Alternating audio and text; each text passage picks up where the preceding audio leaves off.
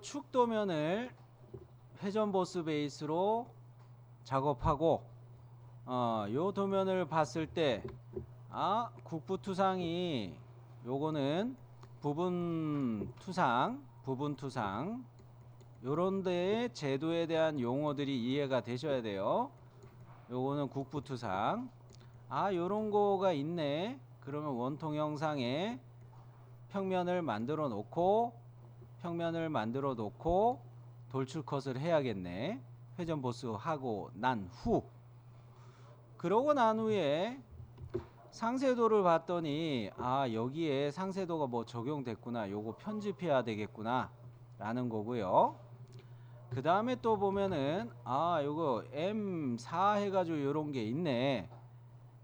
암나사 어떻게 이야기되는 거예요? 이렇게 나사산이 표시된 거를 우리가 그리지를 못하니까 캐드에서 이거를 가는 실선, 굵은 실선 같이 해가지고 이렇게 암나사부를 표시해 준 거죠. 그리고 더 가는 거는 드릴 구멍이 이렇게 뚫려져 있는 거죠. 요거는 어떻게 구현해야 될까? 구멍 가공 마법사로 가야겠구나. 이렇게 계획을 세우는 거예요. 크게 3단계로 생각을 할게요.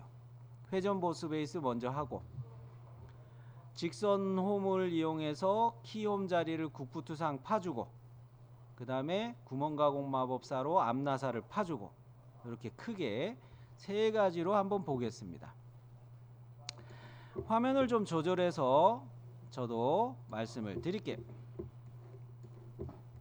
이거 오전에 하던 거 그대로 열어놨네. 자, 3파트 해가지고 정면 평면에 여러분은 스케치 다 들어가셨던 것 같아요.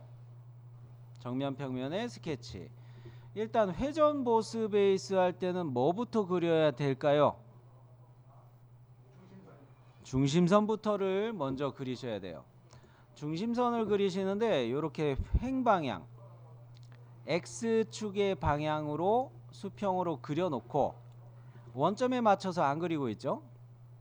자, 스케치 원점과 중심선을 선택해서 일치로 일단 잡아놔요. 자, 그러면은 이때 나는 이 도면을 봤을 때 그리는 기준을 어디로 삼을까 라는 이야기예요. 치수가 기입되어 있는 것을 보시면은 여기를 기준으로 이쪽으로 생각을 해도 되고, 이렇게 또 치수가 뿌려진 거를 볼 수도 있어요. 좀 작나요? 도면을 읽으실 때 웍스 기준으로 생각했을 때 요렇게 중심선이 교차하는 지점에 원점을 놓고 그릴까? 아니면 여기에다가 요렇게 중심선과 교차하는 요 모서리하고 맞춰서 원점을 놓고 그릴까? 난 단순하게 요 끝에 교차하는 지점을 원점으로 놓고 설계할래. 그렇게 보셔도 되겠다는 거죠. 셋 중에 저는 지금 마지막으로 이야기한 여기를 맞춰서 그려보려고 해요. 자, 그러면 먼저 원점에 대해서 얘를 정렬해서 라인을 그린다고 했을 때 여기서부터 1번 이렇게 출발해서 올라가는 거죠. 자, 그런데 여러분이 스케치하는 거를 제가 보니까 미리 다 그려놓고 하시더라고요. 미리 다 그려놓고 치수를 넣으면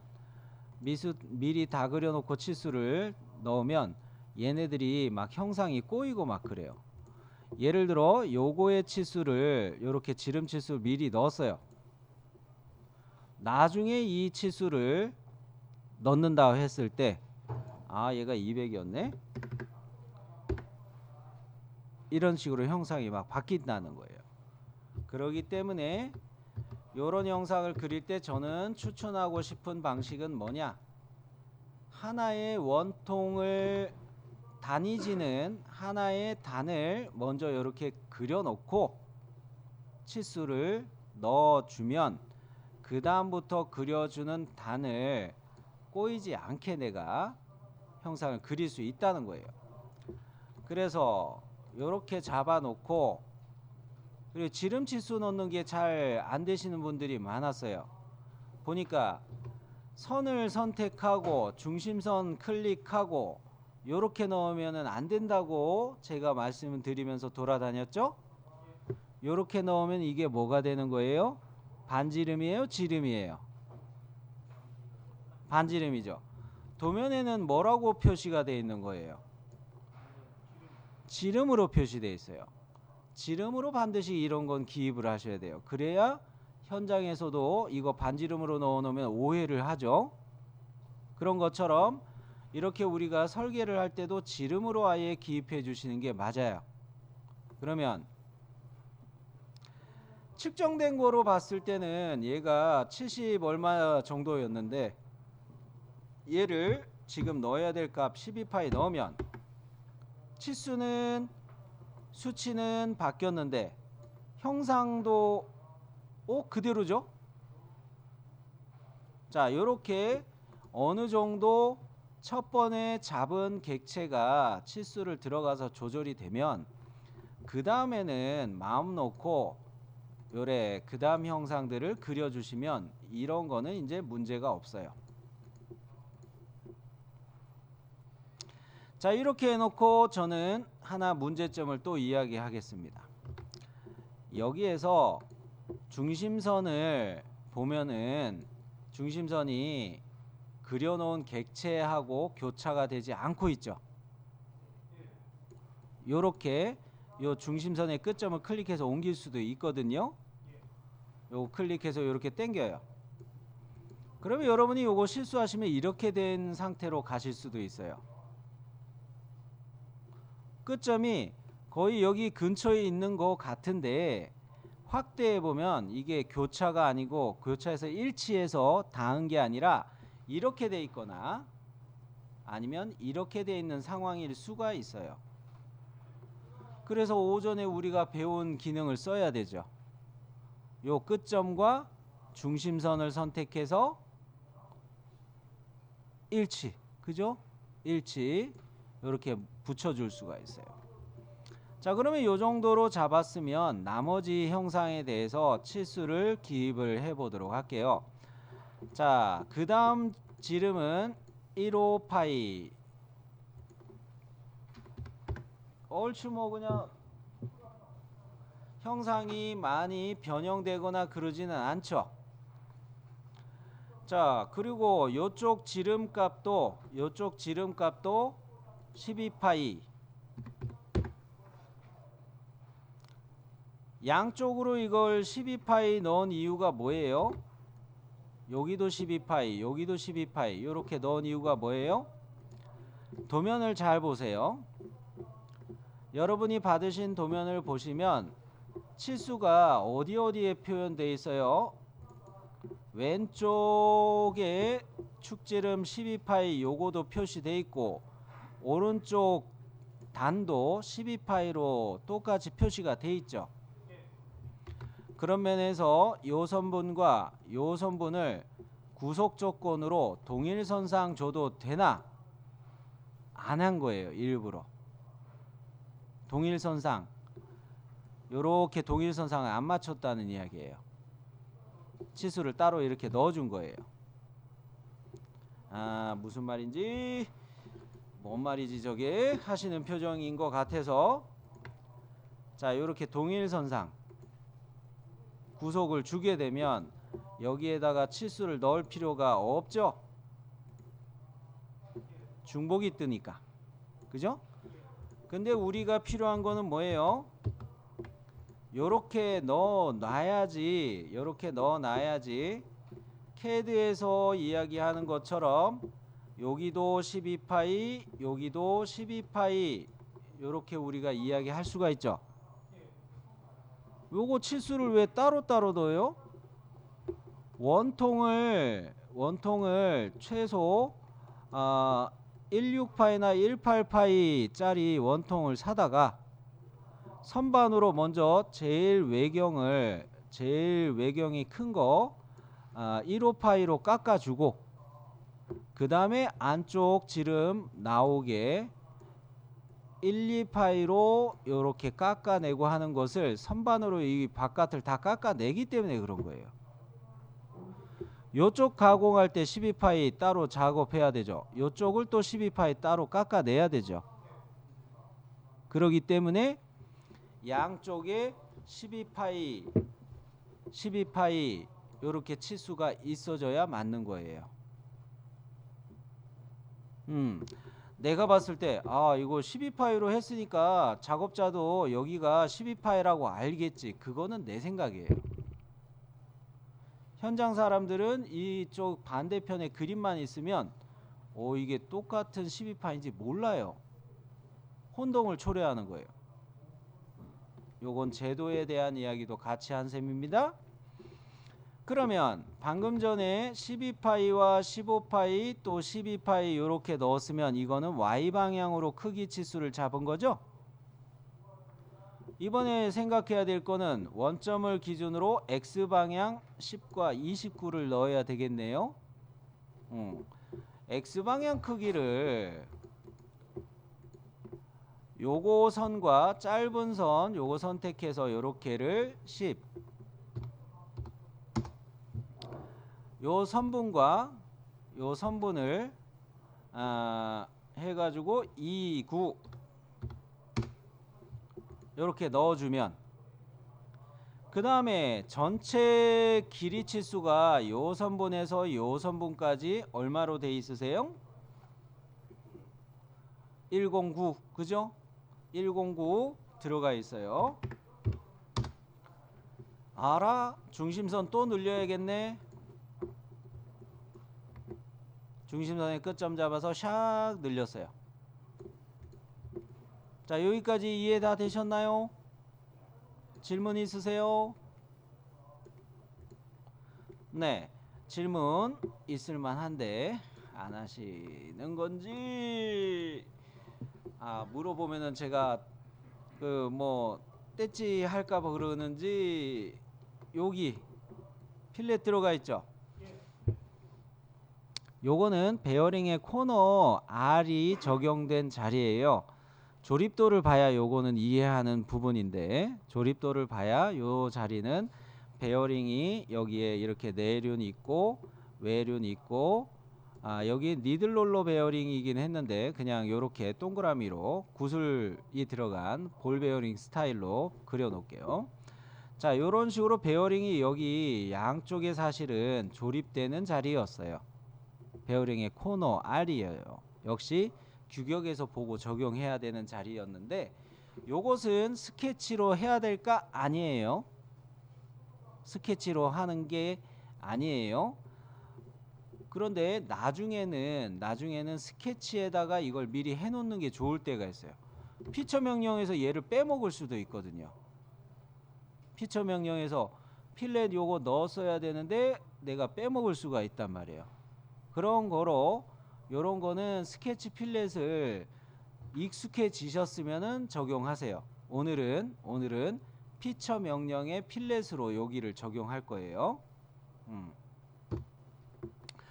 쌤, 그러면 이거는 또 어떻게 된 거예요?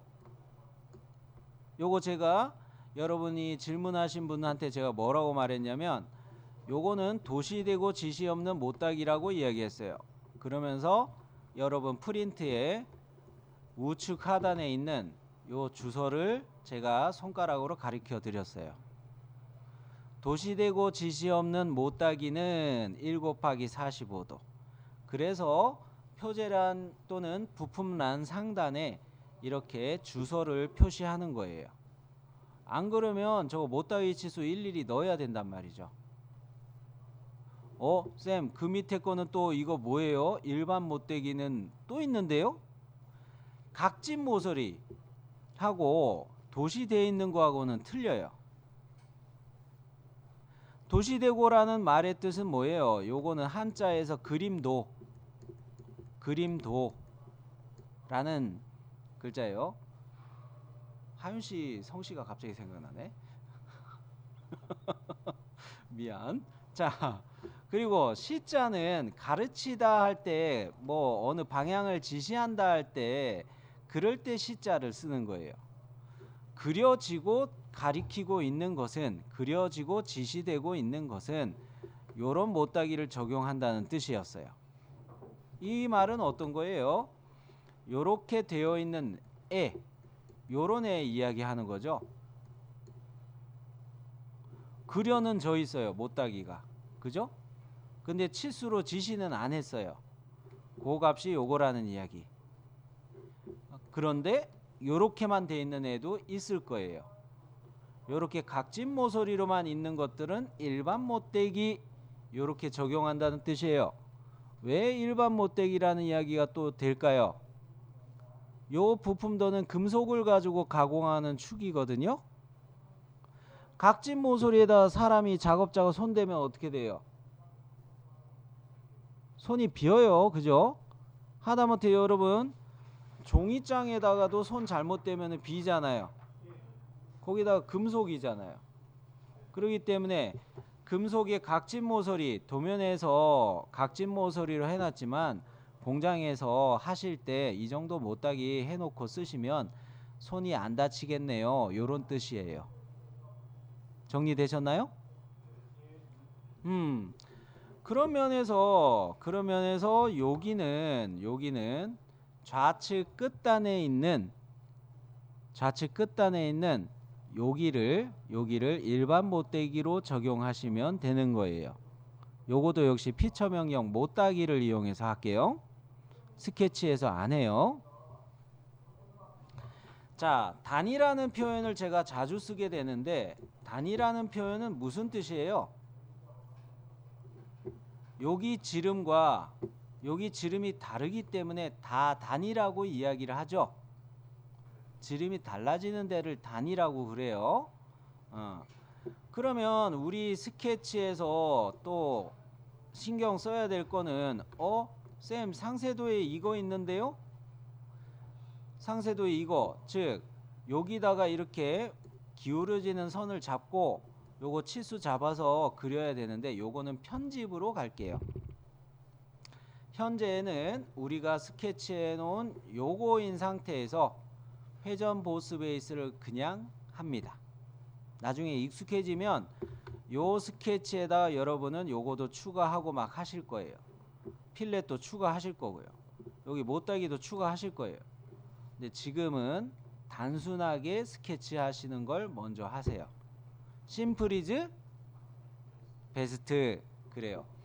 자, 그러면 이렇게 해가지고 회전 보스 베이스 바로 갑니다. 중심선은 한 방향으로 하나만 그렸기 때문에 회전 보스 베이스에 자동으로 닫고, 회전 보스 베이스의 회전 축이 자동으로 잡혔죠. 중심선 하나이니까 그래요. 자, 블라인드 형태이기는 한데 얘도 돌출 보스 베이스처럼 이런 옵션들이 숨어 있어요. 예를 들어서 한번 보여드릴게요. 곡면까지로 선택해서 돌릴 수도 있어요. 정면 평면에서 출발해 가지고 윗면 평면까지만 돌리자. 요거는 좀 안 나오는 건가 보다. 요런 거는 안 나오죠. 그죠? 요거 닫혀 있어야 되겠는데, 하여튼 중간 평면 정도는 우리가 볼 수가 있겠네요. 스케치면을 중간으로 해가지고 예를 들어 45. 45는 너무 작다. 한 100도. 자, 요렇게 해놓으면 돌출 보스 베이스 할 때 중간 평면의 방법이 뭐였어요? 스케치면을 기준으로 양방향으로 이렇게 되는 거였죠. 회전 보스 베이스 할 때도 중간 평면을 잡으면 스케치 평면을 기준으로 요쪽으로 100도, 요것이 요쪽으로도 100도, 요쪽으로도 100도 이렇게 먹어요. 요런 옵션들을 돌출 보스 베이스처럼 활용할 수도 있지만, 블라인드 형태 360도로 기본으로 그냥 놓고 여러분은 그냥 그렇구나 하고 넘어가셨을 것 같아서 요런 포인트를 말씀을 드렸어요. 자, 그러면 요렇게 회전 보스 베이스로 형상을 하나 만들었어요. 일전에도 말씀드렸다시피 못다기와 필렛은 마무리 하실 때 하시는 게 좋다 했어요. 그러면 요 도면에서 얘를 먼저 깎아 놓고 갈게요. 상세도 이야기하고 있는 요거. 사실 상세도의 상세도 Z에 요 설명하고 있는 요것은 오일실 부착관계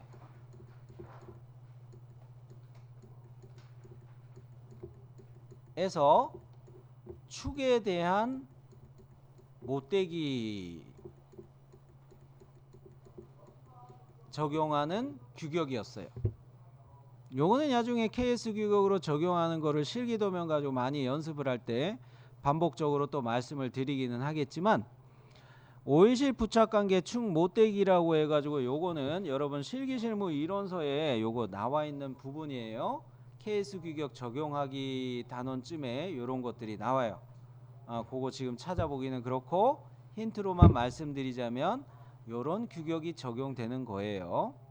그 규격에 보면은 12파이일 때 축의 지름이 12파이일 때 이때는 이 10.2를 적용한다라는 규칙이 아예 표로 나와 있어요. 거기서 10.2가 나왔고, 여기서 이걸 똑 떼내서 갔기 때문에 각진 라인의 밑에 점에서부터 중심선 지름으로 잡아가지고 10.2파이가 되게 편집을 해야 돼요. 어떻게 그릴지는 이해되셨죠? 그러면 해볼게요. 스케치면은 똑같이 정면 평면으로 쓸게요. 정면 평면으로 똑같이 스케치 면에 수직 보기. 여기에 선을 하나 그려가지고 컷을 하면 안 돼요. 패곡선을 그릴 거예요. 근데 이거 돌출 컷을 할 게 아니란 말이죠. 당연히 뭐부터 그려야 돼요? 중심선부터 그려야 돼요. 회전하면서 컷을 하는 기능이 회전 컷이라는 게 있는데, 회전 보스 베이스처럼 회전 컷이 역시 있어요. 돌출도 돌출 컷이 있는 것처럼 그렇게 쓸 거기 때문에 당연히 중심선을 1바따로 그려줘야 돼요. 자, 세로 그리기 귀찮다 하시는 분들은 이렇게 앞선 스케치에 회전 보스 베이스에 디자인 트리를, 하위 트리를 이렇게 열고 요 스케치를 보이게 해놓고 중심선을 요소 변환 따고 중심선으로 변환하고 해도 돼요. 이게 더 번거롭죠? 그냥 원점에다가 그릴게요. 중심선 원점에서 출발해서 그렸어요. 이렇게 그려놓고 그 다음으로 여기에다가 이렇게 선만 그리면 안 됩니다. 이렇게 선만 그리면 안 돼요. 왜? 패곡선을 써야 돼요. 패곡선을 써야 돼요. 라인 그리기 할 때 첫 번째 점은 여기 일치를 보고서 찍으시고, 두 번째 점 여기 찍을 때도 여기 모서리에 일치를 보시면서 찍으시고, 세 번째 점으로 갈 때도 일치를 보고서 찍으세요. 그리고 시작점을 향해서 라인을 그려줍니다. 이때 요 첫 번째 점과 두 번째 점으로 가는 선분을 그릴 때 이게 다른 피드백이 뜨지 않게 주의하세요. 뭐 어쨌든 해보면 나옵니다. 자, 라인 그리기에서 일치 보이죠? 두 번째 점 일치 보이죠? 뭐 다른 피드백이 안 뜨게 지금 하고 있는 거예요. 일치만 보면서 그리는 거예요. 자, 그 다음에 세 번째 점 여기 일치, 그 다음에 네 번째 점 끝점 일치 잡았어요. 바로 지능형 치수 가볼까요? 자, 요 끝점을 클릭하는 거예요. 보이죠? 요 끝점을 클릭하고 중심선 요거 클릭해서 지름 치수로 넣기 위해서 커서를 아래를 클릭해 줘야 되겠죠? 자, 갑니다. 요게 몇 파이가 들어가야 돼요? 네, 10점이 들어갔어요. 그러면 이번에는 이 선분을 선택하고 중심선을 같이 클릭해서 커서를 요 방향으로 놓으면 요거 30도 넣을 수 있나요? 자, 해봅니다. 선을 클릭하고 중심선을 클릭해서 요렇게는 아니에요. 커서를 요 방향으로 요렇게 놓은 거예요. 30. 어머, 치수가 멀리 도망갔지만 가까이 당겨 놓고. 자, 여기까지 해서 이게 정리가 다 되셨나요? 그러면 바로가기 눌러서 회전 컷 해볼게요. 회전 컷 찾으셨죠? 네, 회전 컷 했어요. 자, 요거 중심축이 회전축이 잘 잡혀가지고 지금 노란색으로 미리 보기 보이는 요거만큼 요렇게 깎고 간다 이야기 하는 거예요. 컷 회전 실행. 여기까지 되셨어요? 안 되신 분? 오케이. 자, 필렛은 나중에 준다고 했어요. 여기 필렛 둘 다 R2를 적용을 해야 되는데 필렛 2를 적용해야 되는데 이거는 나중에 한다 했어요.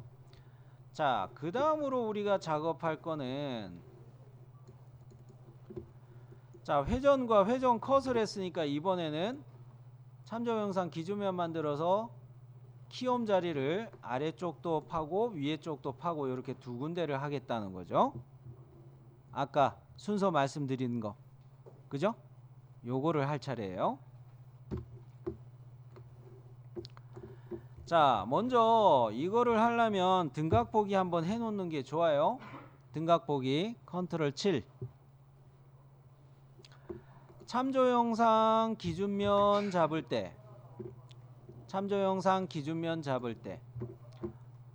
공면에 대해서 탄젠트하게 접하면서 어느 평면에 대해서 평행한 관계로 정렬되는 평면을 만들어야 여기에 직선홈을 그려가지고 돌출 컷을 할 수 있겠죠. 자, 그럴 때 제일 참조는 뭡니까? 제일 참조는 이 원통이죠. 이거하고 탄젠트로 구속이 돼야 되고 제2참조는 디자인 트리를 사용할 수가 있겠죠. 디자인 트리에 보시면 윗면 평면이 이렇게 누워 있단 말이죠. 제2참조 윗면 평면에 대해서 평행으로 맞추면은 요런 결과가 나오겠죠. 백문이 불여일견 깜빡깜빡. 네, 가봅니다. 자, 제1참조로 원통을 클릭했어요. 원통 면을 탄젠트 떴죠. 자, 제2참조로 디자인 트리를 선택해야 되는데 디스플레이 안 됩니다. 뭐 누르시면 된다고 그랬어요? 디자인 트리 요 아이콘 누르거나 그래픽 창에서 파트 이름 옆에 있는 화살표 누르면 트리가 열린다고 그랬죠. 자, 요렇게 눌러가지고 윗면 평면 찾으셨나요? 윗면 평면 찾으니까 이게 직각으로 돼 있죠. 이걸 뭐로 바꿔야 돼요? 평행으로 바꿔요. 아, 쌤, 나는 클릭을 처음에 원통면 선택할 때 여기를 클릭해 가지고 이 아래쪽으로 평면이 만들어졌어요. 이럴 때 뭐로 바꾸시면 된다고 그랬어요? 옵셋 뒤집기. 요거 클릭해 주면 방향이 이렇게 바뀌어진다고 그랬어요? 네. 자, 보이죠? 이렇게 옵셋 뒤집기로 내가 원하는 위치는 여기니까 여기로 확인. 요거에서 다들 고생 많이 하셨었죠? 자, 그러면 여기에 스케치 바로 들어갑니다. 요 평면 만들어준 평면에다가 스케치 바로 들어가요. 면의 수직 보기. 아니, 왜 이거를 못 찾으셔서 그죠? 직선홈 그죠? 직선홈이라는 요 기능을 이용하면 장공 형상을 우리가 바로 사용할 수가 있죠. 첫 번째 점 찍고 두 번째 점 찍고 세 번째 점 크기를 잡기 위해서 클릭. 이러면 만들어지는 거였죠. 네. 자, 그래서 직선 홈 선택해서 클릭, 클릭, 클릭. 자, 일단 이렇게 해놓고 크기를 입력할 때 얘는 요렇게가 22 설명이 돼 있었어요. 요게 키홈에 대해서 치수를 기입하는 규칙대로 제가 도면에 표시해 드린 거라서 요렇게 그대로 가려면 사실 이거 어떤 분은 이거 이미 찾아서 썼던데 호의 중간점과 중간점을 클릭해도 되지만 예전에 저는 어떻게 하시라고 했어요? 치수를 넣을 때 호 자체를 클릭하고 호 자체를 클릭해서 치수 속성과 가지고 지시선 탭 눌러서 제1호의 상태, 제2호의 상태 조절하라고 그랬죠. 자, 지능형 치수를 이용해서 여기 호를 클릭하고 호를 클릭하고 이 상황은 전부 다 센터로 돼 있단 말이죠. 일단 치수를 넣어요. 이렇게 지시선 탭 왔나요? 지시선 탭을 갔을 때 제일 밑에 제1호의 상태, 제2호의 상태 요거 안 나타날 때는 어쩔 때 안 나타난다고 그랬어요? 그렇죠. 호의 센터와 센터를 클릭했을 때는 요 속성 지시선에 와가지고 지시선에 제1호의 상태, 제2호의 상태를 우리가 편집해서 원하는 위치로 치수의 기입 위치를 변경할 수 없다고 그랬죠. 그래서 호 자체를 클릭하라는 얘기예요. 자, 그러면 제1호의 상태에 대해서도 최대, 제2호의 상태에서도 최대 되셨나요? 도면에처럼 넣을 수가 있겠네요. 22. 그 다음에 장공에 대해 치수를 넣을 때 요 선분과 요 선분을 클릭해 놓으면 위아래에 있는 수평선분 두 개를 클릭하면 요거 지름치수 넣을 수 있죠. 그죠? 이때 이쪽에 지름치수 얼마로 써 있었어요? 네, 5N9. N9는 끼워 맞춤 허용차에 대한 기호였죠? N9. 그거는 신경 쓰지 마시고. 자, 왜 이렇게 제가 그리는지 이해가 되셨나요? 여기에 맞춰서 그리면은 다른 피드백이 잡혀서 구속 조건으로 들어갈 수가 있으니까 일부러 바깥에서 그리는 거예요. 일부러 바깥에서 그려놓고 자, 이 중심선을 선택해서 원점을 다중 선택해 가지고 일치 조건 줘볼게요. 쌤, 일치를 이렇게 쓴다고요? 얘가 원점의 위치에 와서 정렬이 돼요. 요런 일치를 해볼게요. 보이죠? 정렬되나요? 한 번 더. 한 번 더.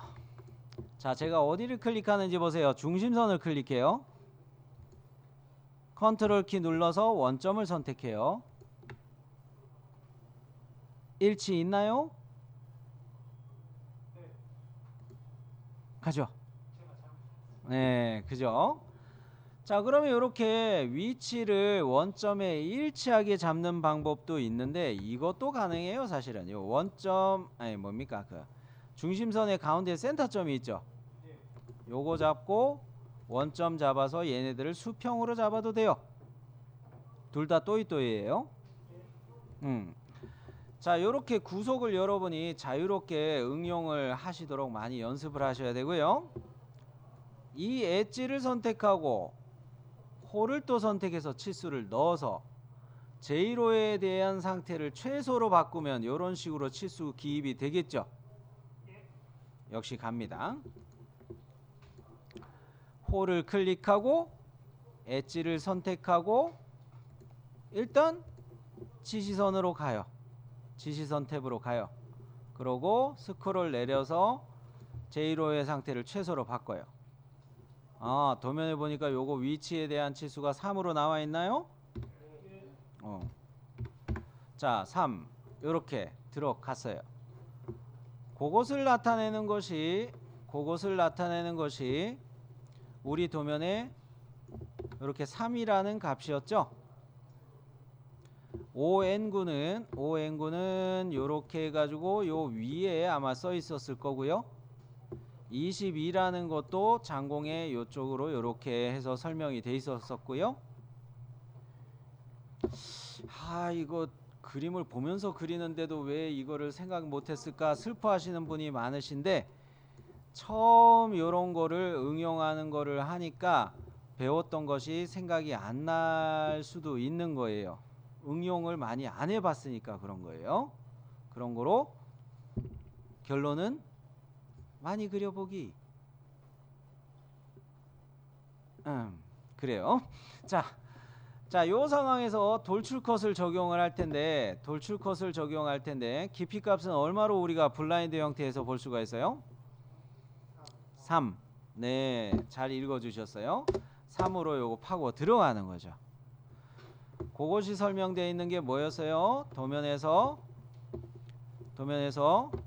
요렇게 3mm 깊이로 파고 들어갔다. 요 치수가 설명이 돼 있었죠. 부분 단면도에 요 설명이 있었어요. 그러면 이쪽에 키움은 냈고요. 자, 이거 주의하셔야 됩니다. 반대 방향에 키움을 낼 때는 도면에서 보시면 이거는 위쪽에서 이렇게 파는 거고, 아래쪽의 것은 아래에서 파고 올라가는 거예요. 참조 형상 기준면이 이거는 아래쪽에 생성돼야 돼요. 반대로 생성돼야 됩니다. 네. 자, 그러면 화면을 일부러 이렇게 아래에서 보는 거로 돌려요. 원통을 요거 미리 요 지점쯤을 미리 클릭했어요. 그리고 참조 영상 기준면 갈게요. 왜 옵셋 뒤집기도 있지만 클릭하는 지점을 미리 아래쪽을 클릭해 놓으면 이거 편하게 잡을 수 있으니까. 요래 놓고 기준면 들어가서, 자, 디자인 트리 열어서 같은 방식으로 가요. 윗면 평면을 잡고 윗면 평면에서 평행으로 잡으면 깔끔하게 이렇게 나오죠. 여기 평면 위치하고 여기 평면 위치하고 둘 다 반대로 되어 있는 거 보이죠? 네, 요거 반드시 주의하셔야 되고요. 그래도 요거는 여러분이 잘 보시는 것 같아요. 요거 하신 분들 보니까. 자, 그러면 여기에 바로 스케치 들어갑니다. 스케치 들어가서 면의 수직 보기. 자, 그런데 요거를 도면을 잘 보시면은요, 맨날 잘 보래. 요 도면을 보시면 요 그 부분 투상이라고 요거를 표현을 하죠. 일부분만 요렇게 잘라 가지고 직각 방향으로 요거 회전해 가지고 요거 보여주는 거죠. 일부분만 파단으로 잘라서. 그런데 요거는 직선홈을 써야 되는데 요렇게 그려 가지고 이거 팔려면 요만큼이 남잖아요.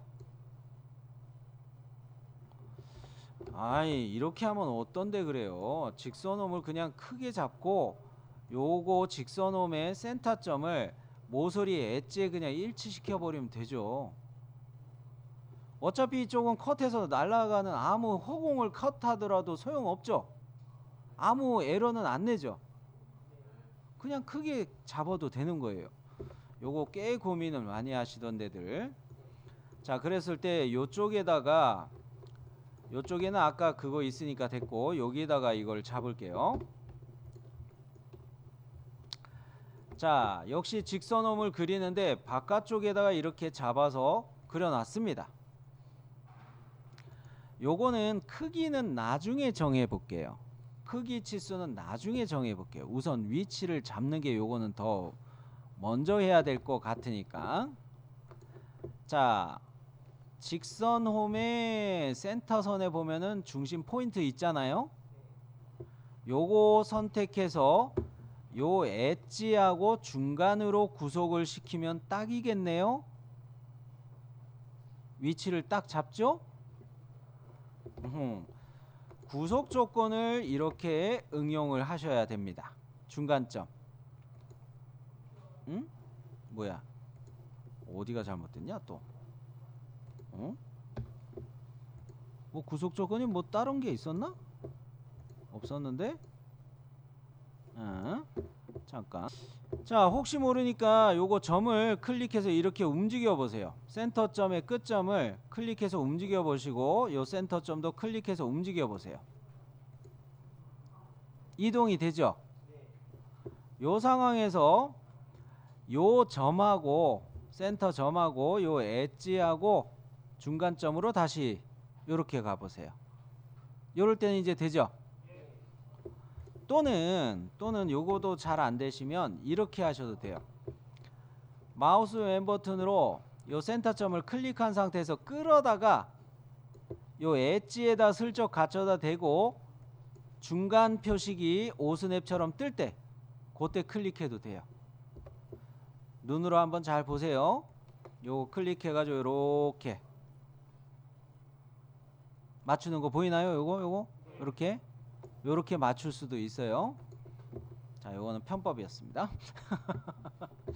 자, 요렇게 되면은 우리 도면에 보시면 부분 단면도 부분 투상에서 요 엣지에서부터 호의 끝까지를 얼마라고 해놨냐면은 17 하고 치수 공차는 있습니다. 요런 식으로 치수가 표시돼 있죠. 요거부터 넣어 볼게요. 이럴 때 뭐부터 선택한다? 엣지를 클릭하고 홀을 클릭한다는 거예요. 자, 가봅니다. 모서리, 엣지라고 이야기하건 모서리라고 이야기하건 똑같은 말이에요. 요거 클릭하고 홀을 클릭해서 이렇게 뺐어요. 일단 무조건 어디로 가야 돼요? 지시선 탭 가야겠죠? 지시선 탭 와서 최소로 바꿔요. 최대로 바꿀게요. 최대. 요럼 도면처럼 됐죠? 그러면 여기에다 더블 클릭해 가지고 11 조금 발음 좋았어요? 고마워요. 그리고 위아래에 있는 수평선분을 클릭해 가지고 요 짝으로 이렇게 빼도 되지만 뭐 이렇게 빼놓고 요거의 값은 4n9가 있었으니까 4를 넣으시면 되죠. 네. 끝났네요? 스케치 끝났죠? 그러면 요것이 돌출 컷이 될 때 이 방향으로 몇의 깊이만큼 파고 들어간다 돼 있었나요? 2.5. 브라보. 자, 갑니다. 돌출 컷. 블라인드 형태로 돌출 컷 하는데 2.5. 뚫렸나요? 자, 정면 평면을 기준으로 등각 보기 했지만 정면 평면을 기준으로 단면도 보기를 한번 해볼게요. 단면도 보기 아이콘 찾으셨죠? 요 아이콘 눌러서 보시면 그리고 확인 눌러 보시면 컨트롤 1 정면 평면 기준으로 봤을 때 요쪽에 키업 나 있고 요쪽에 키업 나 있고 요래야 도면대로 파진 거죠. 방향이 다르신 분 없으시길 바래요. 자, 그러면 단면 보기는 한 번 더 누르면 단면 보기가 해제가 됩니다. 한 번 더 누르면 단면 보기 해제가 되고요. 자, 등각 보기 놔두시고 자, 디자인 트리에서 평면 1과 평면 2는 이제 쓸 일 없잖아요. 얘네들은 숨기기 해주세요. 숨기기.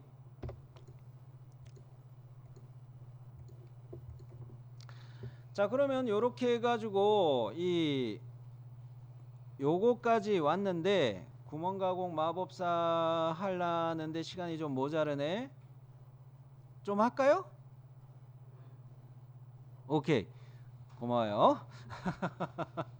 자, 구멍가공 마법사를 바로 적용을 하는데 앞전에 우리가 구멍가공 마법사 연습해 봤을 때는 뭐부터 했었어요? 스케치부터 하고 했죠. 근데 여기는 구멍가공 마법사를 이용해서 직선 홈을 직선 탭을 뚫을 건데, 앞나사를 뚫을 건데, 요 자리는 알고 보면 이거 원통 형상이잖아요. 원통 형상의 요 면에다가 뚫어주는 거란 말이죠. 그러면 이 센터가 자동으로 표시가 돼요. 거기에 일치 놓고 찍으면 되거든요. 그래서 스케치를 별도로 할 필요가 없어요. 바로 구멍가공 마법사 들어갑니다. 구멍가공 마법사에서 어제 써본 거는 뭡니까? 카운터보어였죠. 카운터보어 밑에 행을 보시면 제일 왼쪽에 직선 탭이 있나요? 요게 앞나사를 내는 기능이라 생각을 해주시면 되겠어요. 앞나사를 내는 기능이다. 요거 클릭해 주시고, 규격은 당근 KS예요. 그런데 유형을 보면 일자형 파이프 탭 구멍이라는 게 선택이 되어 있어요. 요거 화살표 누르셔가지고 탭 구멍을 선택하세요. 그 밑에 핸드 탭이라는 게 또 있는데요. 핸드 탭이라는 거는 사실 다른 방법이에요. 사람이 수공구를 이용해서 깎아내는 방식도 있거든요. 그때 쓰는 것을 흉내내는 것이라 엄밀히 말하면은 탭과 다른 겁니다. 탭 요게 앞나사다. 그렇게 기억을 해주시는 게 더 맞아요. 네. 자, 그러면 탭 구멍으로 요거 바꾸셨고, 자, 스크롤 내려서 구멍의 스펙을 가 보는데 요 자리에 도면에 표시된 거는 요렇게 이거 미리 바꿔 놓읍시다. 미리 바꿔 놓고 제가 좀 이야기할게요. 자, 여기에 도면상에서 설명되어 있는 거는 M4에 DP10 요렇게 설명이 되어 있었어요. 우리는 요것만 보고 어떻게 적용을 할 수가 있냐면, 얘를 구멍의 크기에다가 M4로 이렇게 대입해서 기입하게 되고요. DP, 즉 깊이 값이 표시되어 있다는 것만 보고서 얘를 블라인드 형태로 바꿔요. 마침 조건을 어제 카운터 보호할 때는 다음까지로 해놨던 게 살아있기 때문에 요것을 블라인드 형태로 바꾸셔야 돼요. 왜? DP 이걸 적용하기 위해서. 블라인드 형태로 바꿔놓고 보니까 우와 쌤 이거 뭐 창이 두 개 생겼어요. 어떡해요 당황스럽죠? 자, 밑에 여기에다가 커서를 가져다 대고 기다리시면 얘가 나사산 깊이라는 말풍선이 뜰 거예요. 자, 요 말이 뭐예요? 탭 가공하는 실제 삼각 나사 요 홈이 나는 깊이를 이야기하는 거죠. 요렇게. 그리고 커서를 여기쯤에다 가져다 대면 얘는 드릴 깊이 요런 식으로 뜰 거예요. 드릴 깊이, 그죠? 드릴 깊이 그렇게 뜰 거예요. 이 말은 뭐예요? 먼저 드릴로 구멍을 뚫어 놓고 그 다음에 탭으로 가공해서 요 구멍 홈을 내야 되는 거죠. 1번은 드릴로 가공하고 2번은 탭으로 가공을 하는 거죠. 가공 순서. 그랬을 때 DP12 의미하는 거는 1번일까요? 2번일까요?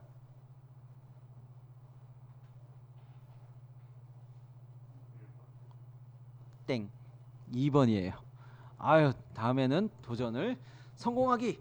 자, 2번 앞나사부를 내는 깊이가 DP로 설명이 되는 거예요.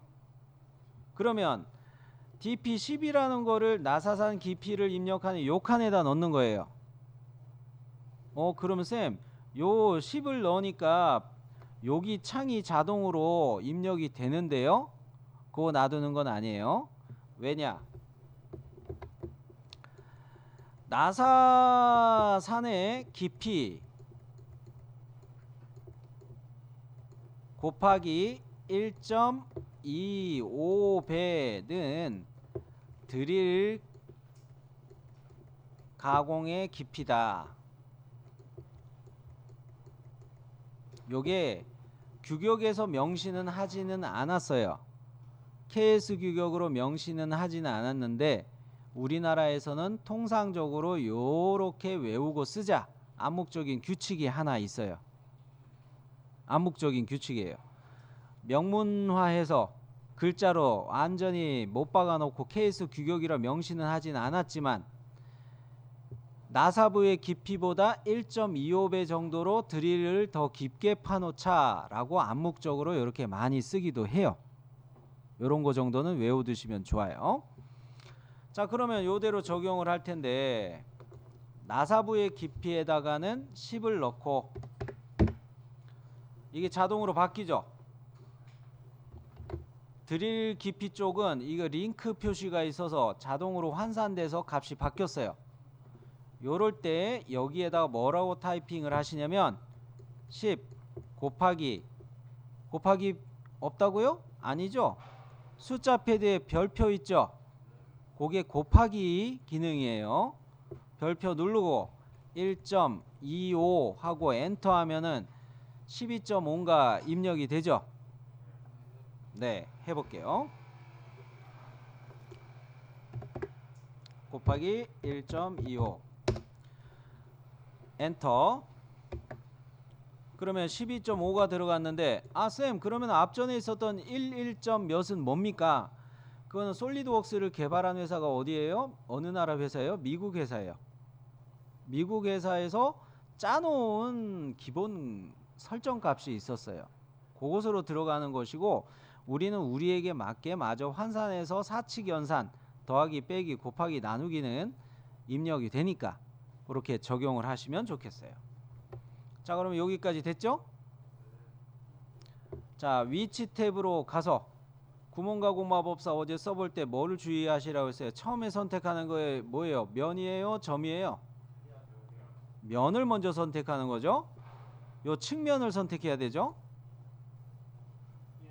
원통의 여기를 측면이라고 이야기하는 거죠. 여기를 먼저 선택하고 선택해 놓고 보니까 바로 뭐가 디스플레이 되고 있어요? 원점이 디스플레이 되고 있나요? 요때 요거 원점에다가 일치 피드백을 보시면서 클릭해 주시면 끝. 되셨나요? 자, 확인 종료.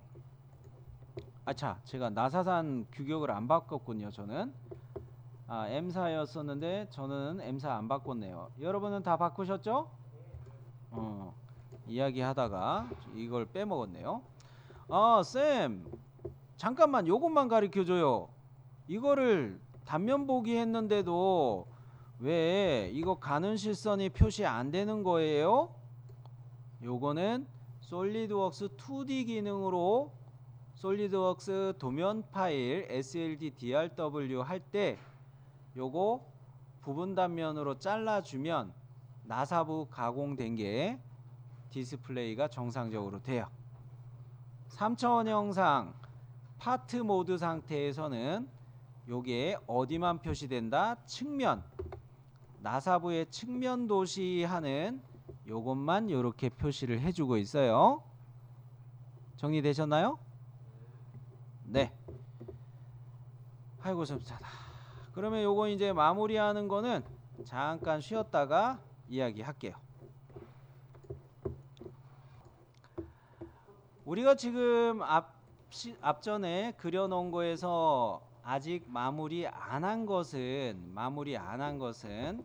여기가 요렇게 홈이 회전 컷으로 파져 있어야 돼요.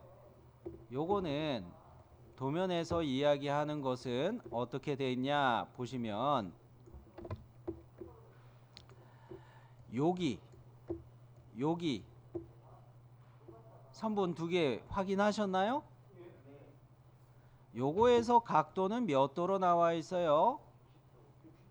60도로 나와 있고, 그리고 요 선의 끝점에서부터 끝점까지 해가지고 요거 몇 파이로 나와 있어요? 5.3파이. 5.3파이.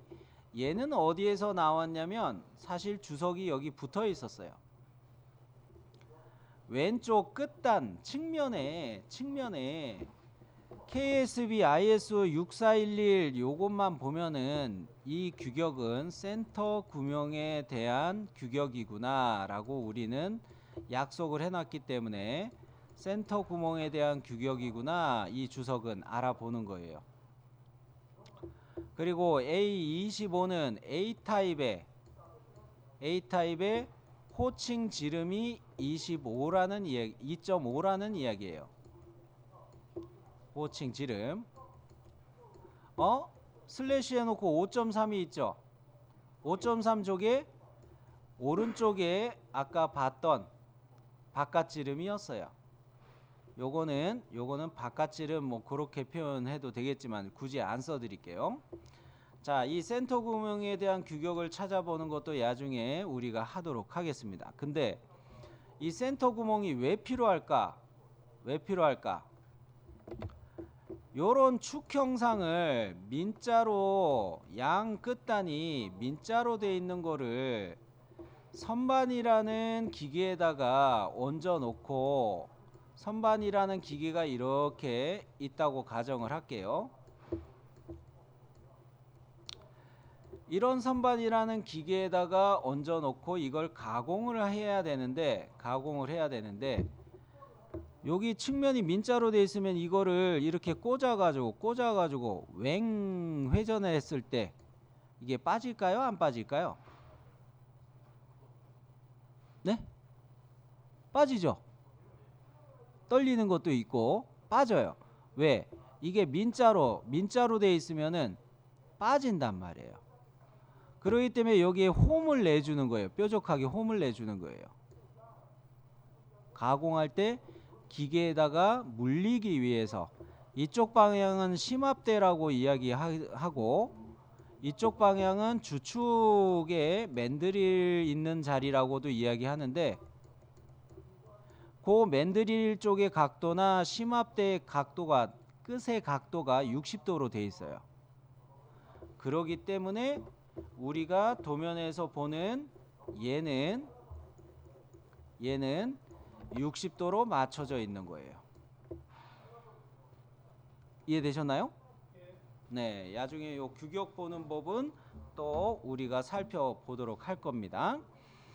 그러했을 때 호칭 지름은 2.5라고 이야기했는데, 요 그림을 확대해서 보면은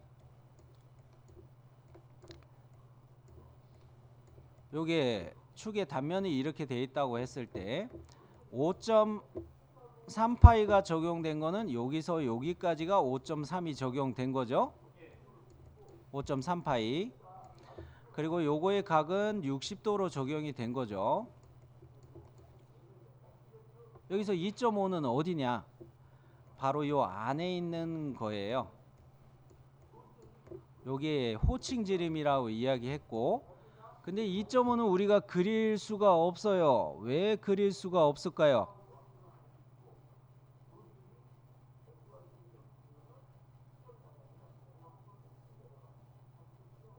민석 씨가 말해줄 것 같은데 숨 넘어간다.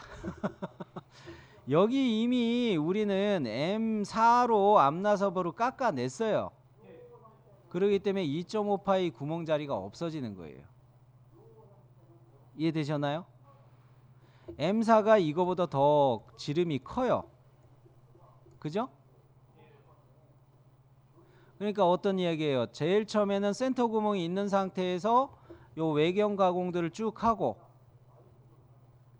그 다음에 센터 구멍은 있지만 드릴로 한번 뚫고 탭 가공을 한번 더 하고, 그러면 센터 구멍에 호칭 지름을 나타내는 안쪽의 거는 형상이 없어져요. 그래서 바깥에 있는 5.3파이만 남기는 거예요. 이해되셨어요? 네. 자, 요거는 또 나중에 할 때 여러분 도면 그린 거 가지고 저 잘못 그렸다고 지적하면서 많이 제가 지적질 해드릴게요. 자, 그러면 요것을 우리가 잡기 위해서는 똑같이 정면 평면에 스케치해서 회전 컷 할 거를 해야 됩니다. 회전 컷 할 거를 해야 돼요. 쌤, 이의 있습니다. 구멍 가공 마법사 사용할 때 안쪽 싱크 있던데요. 그거 쓰면 안 돼요? 안 맞아서 그래요. 구멍 가공 마법사에 보면은 맨 밑에 안쪽 카운터 싱크라는 요 옵션이 있기는 있어요. 요거 값을 조절하려면은 센터 구멍의 호칭 지름마다 바깥 지름 값이 다 달라지죠. 그죠? 요거만 보면은 여기 60도로 요거 고치고 이 바깥 지름 이 값을 5.3이었던 것이 언제나 5.3이 아니라 호칭 지름에 따라서 이 바깥 지름이 바뀌잖아요. 그거 일일이 바꿔서 내가 넣으면 좋은데 이거를 여러분이 안 할 수가 있어요. 예, 안쪽 카운터 싱크 이거 90도로 놔두고 그냥 할 수도 있고, 그러기 때문에 저는 안쪽 카운터 싱크를 구멍 가공 마법사 할 때 쓰지 마시라고 하는 거예요. 요거는 여러분이 요 도면을 잘 이해하면서 아싸리 나는 이거 안쪽 카운터 싱크로 해가지고 요렇게 맞출래 라고 여러 번 해본 상황에서 구멍 가공 마법사에 한꺼번에 적용하기에 익숙해지면 모르지만 지금 이거 쓰라고 이야기하면 언제는 5.38였는데 오늘 또 틀렸다고 그러네? 헷갈리실까봐 구멍 가공 마법사에서 안쪽 카운터 싱크는 아예 쓰지 말고 회전 컷을 정면 평면에 다시 스케치하는 쪽으로 이야기하는 거예요. 자, 회전 컷 갑니다. 정면 평면에 스케치.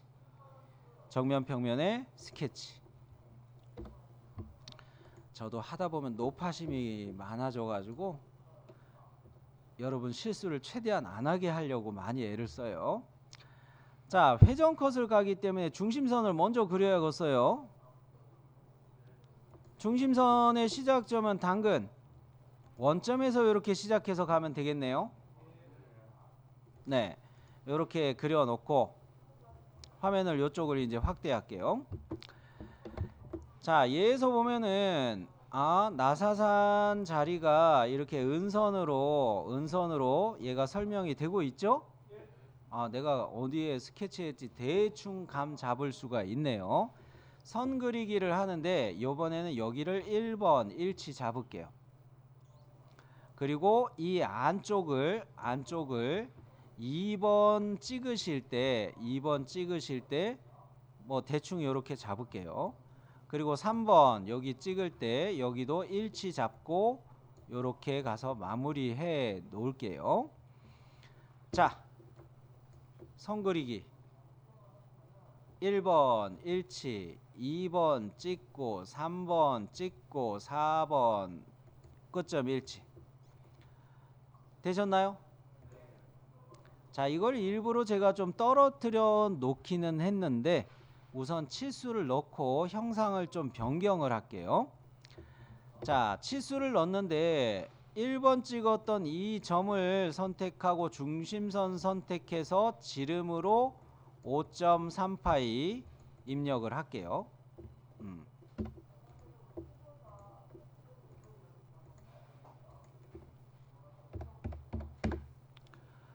자, 그 다음으로 요 선분을 선택하고 중심선을 선택해서 이렇게 커서를 넘기면 중심선 아래쪽으로 넘기면 요것이 60도로 바뀔 거예요. 지름치수 넣는 거하고 그런 방식으로 생각해서 자, 선을 선택해죠. 중심선 선택하죠. 요 상태는 절반 각도죠. 커서를 중심선보다 아래로 내리면 잠깐 참 이건 아니다. 쏘리. 그냥 여기에서 60도가 되게 하려면 절반 얼마만 넣으면 돼요? 네, 30도 고마워요. 자, 잠깐 여기서 제가 다른 거로 생각을 해서 미안해요. 자, 그럼 요렇게 왔으면 요거 밑에 있는 수평선분은 파란 색깔이죠? 사실은 요거 안찌름을 표시 유형의 은선 표시로 놔두고 이 선을 안찌름을 나타내는 이 모서리에다가 실루엣 모서리에 동일선상으로 맞춰도 되겠으나 그렇게 하는 거는 좀 여러분이 잘 안 되실 것 같아 가지고 요 선을 선택하시고 중심선을 선택해서 동일선상으로 아예 붙여버리세요. 동일선상 있나요? 자, 요렇게 붙여버리면 자, 이게 결과적으로 어떻게 되는 거예요? 안찌름을 나타내는 거는 드릴 자리의 안찌름이죠. 요 선을 우리가 찾기가 힘들 테니까 아예 중심선으로 이렇게 맞춰버리면 어차피 여기는 허공이 깎여지니까 상관없다는 거예요. 그러면 이 상황에서 이제 회전 컷할 준비는 끝났네요. 바로가기 회전 컷 360도 블라인드 형태로 돌립니다.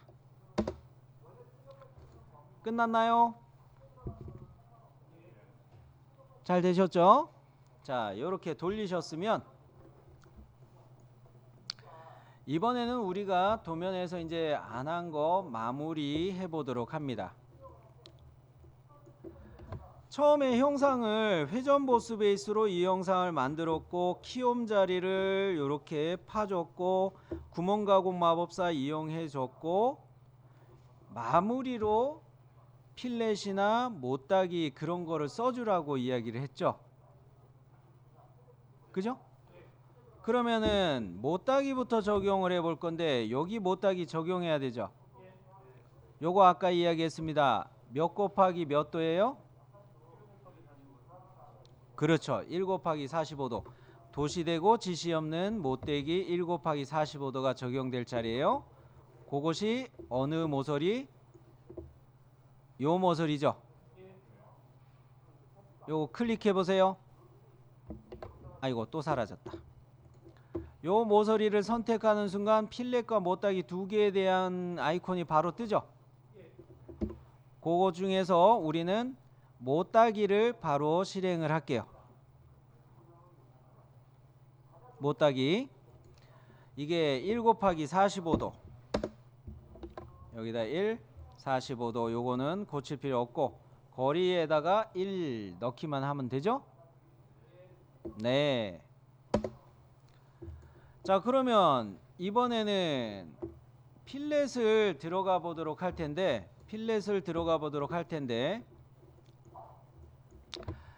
여기 필렛하고 두 군데 있죠. 요거 베어링에 대한 코너 R이라고 이야기했어요. 0.3. 자, 요 모서리를 찾으셨나요? 클릭하고 바로 필렛 뜨나요? 클릭해 놨어요. 일단 요렇게 클릭해 놨어요. 자, 필렛에서 유형은 우리가 부동 반경이라고 해가지고 탄젠트 파급이면서 미리 보기 전체 미리 보기 체크돼 있고요. 필렛 변수는 대칭이면서 반경 값에다가 0.3을 입력하시면 되겠어요. 0.3. 필렛 기능을 내일쯤에 하게 될 텐데 그 필렛 기능을 할 때 필렛의 여러 유형을 기능적으로 살펴볼게요. 자, 그 다음에 화면을 살짝 돌려가지고 여기 모서리도 보이나요? 아직 확인 안 했어요. 저는 요 모서리도 한번 마저 클릭해 봐요. 같은 값이 적용이 됐네요. 엔터 종료. 엔터키 누르면 필렛을 또 넣을 수 있죠. 반복할 수 있죠. 필렛 반경을 이번에는 이 값을 조절하는데 화면을 조절하는데 여기를 필렛을 넣기 위해서 해볼게요. 도면에서 상세도 Z에 보면은 이런 식으로 화면이 확대돼 가지고 있었고, 좀 못 그렸네. 자, 요것을 지시할 때 요렇게 되어 있는 것이 R2 요렇게 설명이 돼 있었어요. 그것을 적용할 모서리가 여기 두 군데 모서리예요. 그러면 반경값을 2로 바꿔주시고 요 모서리 두 군데를 선택해 줄게요. 갑니다. 반경값을 2로 바꾸고 요 모서리와 요 모서리를 이렇게 선택했어요. 직선 구간이 별로 안 남죠. 규격대로 했으니까 뭐 괜찮은 거예요. 자, 이렇게 엔터하고 종료하면 이런 형상이 나오는 거예요. 그래서 여러분이 처음에 요거 필렛으로 바로 간 분들한테 지금 이게 아니라고 했던 게 오일식 부착관계 때문에 그랬던 거고요. 자, 여기까지는 마무리 되셨나요? 자, 그럼 등각보기 한번 보시고 감상을 해봅시다. 내가 틀린 게 있나 없나. 다 한 거 같아요? 네, 여기까지. 요거는 저장하실 때 알았어요. 잠깐만. 저장할 때 얘는 축 샤프트로 그냥 쓸게요. 샤프트 해놓고 요거는 기어 펌프. 한영전환 결국 해야겠다. 기어 펌프에 쓰던 축이다 라는 의미로 요런 파트 이름으로 저장을 해주세요.